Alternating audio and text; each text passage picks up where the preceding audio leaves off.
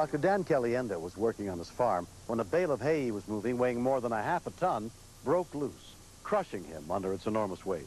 Off-duty paramedic and friend Jim Schmidt did what little he could for Dan until rescue units could arrive.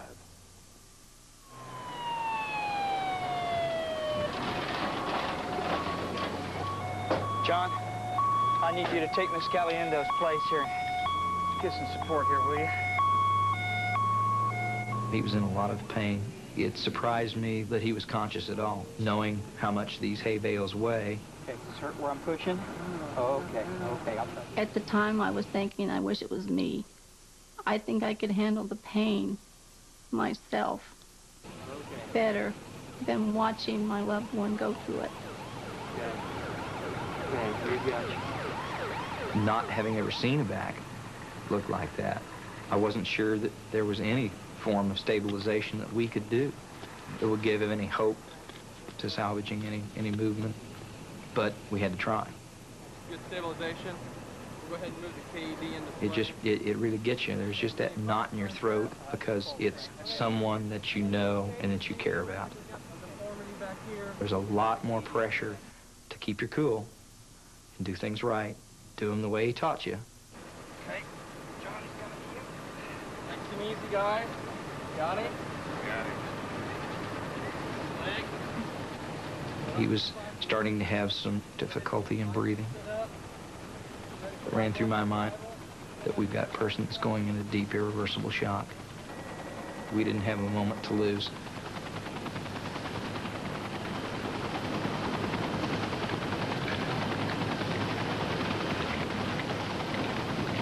I wanted to go with him really bad on the helicopter.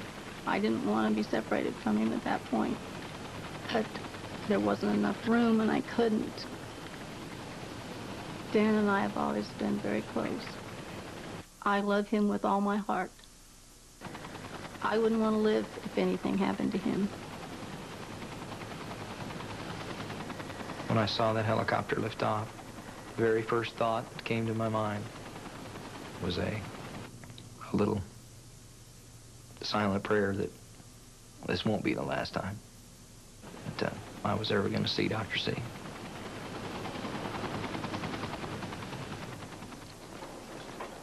Dan was taken to the emergency room of HCA Wesley Medical Center, the same place he worked, and put under the care of a team of people who'd known him for years, including trauma surgeon Paul Harrison.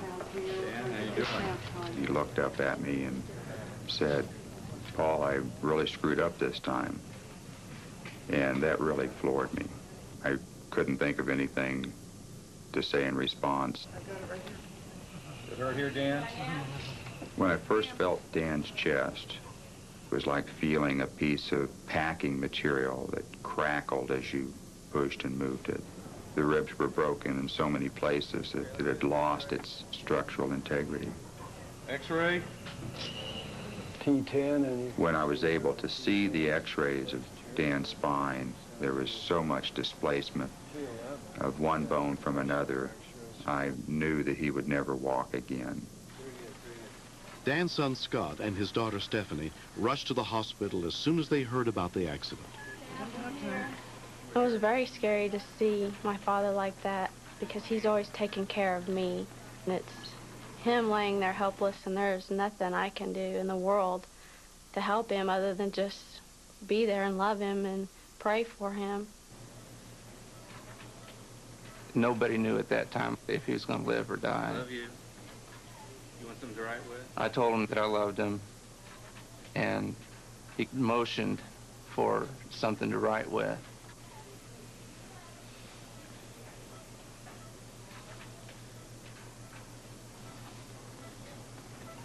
When he wrote, "I love you" on that pad of paper, I love you too, Dad. it put a lump in my throat and brought a tear or two to my eyes, because those words haven't been said between us in I don't know how long. I know it's a tough call. He said the nights were really long and he was in a lot of pain. So his brother Richard and I would take shifts, so one of us would be up with him all night. It's all of you, half of you, none of you. Dan did not want to live in this condition. He and I spent, 90 gut-wrenching nights arguing over whether he should live or not live, and I just said, whatever it takes, I'm going to see that Dan makes it through this, and if it takes 3 days or 3 weeks or 3 months or 3 years or 30 years, I didn't care. Okay, and push. I didn't know whether I was ever going to be able to roll over in bed by myself or whether I'd ever be able to reach over and pick up something off the floor. See if you can take one arm up and then try to bring the other one up a little bit. It was very scary. What you're starting to do is show some really good... I can't imagine going through this without my family at my side. You feel some tightness. When it feels tight, you can stop there. A year has passed since the farming accident that changed Dan's life. I was aware of the danger, and it could have been prevented. For probably 2 weeks after the accident, I really kicked myself for being so stupid. If my mom wouldn't have been out there with him when it happened, he could have very easily died. It was a miracle that she was there. It saved his life. The first few months after the injury, I was almost constantly aware of being paralyzed. Everything I did, I kind of thought, should a paraplegic do this, or should I say this if I'm a paraplegic? And I'm losing that. I think I'm a normal person, if I ever was normal. There's some of my friends will argue about that, but I think I'm getting back to my usual self. Okay. That's probably why you got a fever, got a red ear. He was back to work in 3 months, which amazed everybody. The first patient he saw was a great dose of medicine for himself. Hello, Jim, I'm Dr. Caliendo. I've done a lot of things I didn't think I'd be able to do already. Did the pain hit you? We all have our limitations. I had them before my injury. I've got different ones and more now, but they're becoming fewer and fewer as time goes by. Yeah.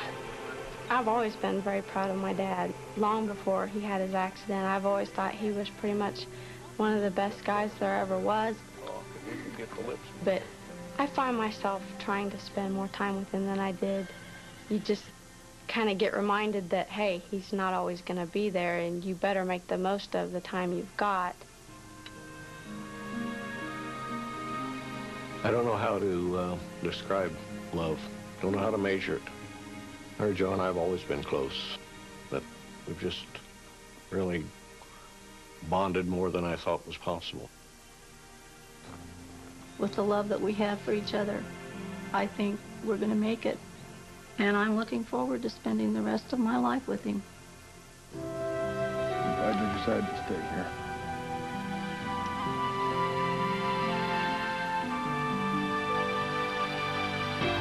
Next. I've got to find everybody. I don't know where they are, but I've got to find them.